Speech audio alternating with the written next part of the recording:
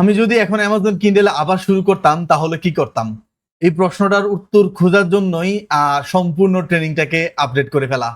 আমি যদি এখন শুরু করতাম তাহলে only, only, only high demanded high ticket নিশের উপরেই কাজ করতাম।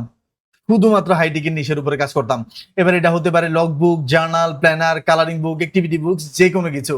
আর এই প্রশ্নের উত্তরকে খোঁজার জন্য এই ফার্স্ট টাইম আমরা আমাদের ট্রেনিংকে সম্পূর্ণরূপে আপডেট করে শুধুমাত্র আমরা হাই টিকেট নিশকে টার্গেট করেই ডেভেলপ করতেছি, যেখানে আমরা একটা প্রোডাক্ট থেকে যাতে মিনিমাম $4, $5, $6, $60 উপরে প্রফিট জেনারেট করতে পারি। আর এইটাই আমাদের মেইন টার্গেট। আর এইবারের বেসটাই ফার্স্ট টাইম আমরা ফোকাস করব 99%ই হাই টিকেট নিশের উপরে। কিভাবে হাই টিকেট নিশ রিসার্চ করতে হয়, ডিপ ডাউন কিভাবে আরো প্রোডাক্ট তৈরি করতে হয়, বের করতে হয়, হাই টিকেট নিশের উপরে কিভাবে colouring book, activity book, journal, planner যে কোনো কিছু হোক না কেন তা কিভাবে মেকিং করতে হয়, তাও আবার ঠিক ডেইলি 2 থেকে 3 ঘন্টা ইনভেস্ট করেই।